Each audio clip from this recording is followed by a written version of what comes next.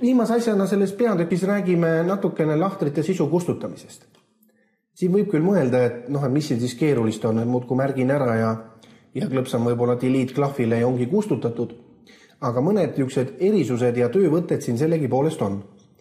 Esimene kõige lihtsam sisu kustutamine on tõepoolest selline, et te märgite ära soovitud lahtrid, mida te tahate kustutada ja klaviatuuri peal klõpsate siis delete klahvile.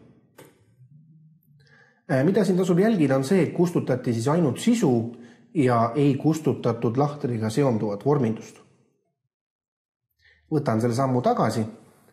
Teine võimalus, kui te olete mingi lahtri osa ära märkinud, on see sama kopeerimise sang, millega saab allapoole ja ülespoole ja ka vasakule paremale kopeerida väärtusi, siis kui nüüd lohistada üle nende samade andmete, mille te olete ära märkinud, siis sisu kustutatakse. Ja kolmas ja võib-olla kõige olulisem nendest on siis selline variant, kus te saate täpsustada, mida te soovite kustutada. Selle jaoks tuleks soovitud andmed ära märgistada ja seejärel klaviatuuri peal klõpsata klahvil backspace ehk siis see enteri kohal olev nool vasakule, mida te tavaliselt tekstiredaktoris kasutate teksti kustutamiseks. Ja selle klahvi vajutamine annab teile siis ette sellise akna. Siin te saate määrata, mida kustutatakse. Te võite öelda, et kõik, absoluutselt, see tähendab, see haarab endasse kõik, mis siin all on toodud. Aga võite ka näiteks määrata, et kustutame valitud piirkonnas ainult teksti, arvud, kuupäeva, valemid, märkused, miks mitte ainult vorminduse või mingisugused objektid. Toon sellise näite. Lähen siit korra välja ja teen need lahtrid bold kirjaga paksuks, et on rasvane kiri ja panen näiteks ka kaldu.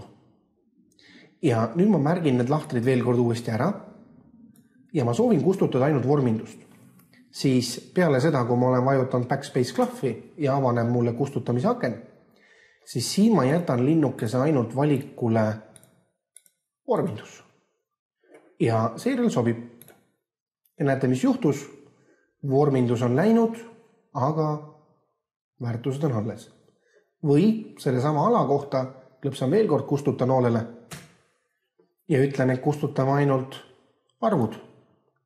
Sobib ja näete, et siit kustutati arvud ära, aga alles jäi tekst siin üleval ja alles jäid, miks jäid need alles need arvud? Sellepärast, et need on tegelikkuses valemid, kui te vaatate siia valemreale.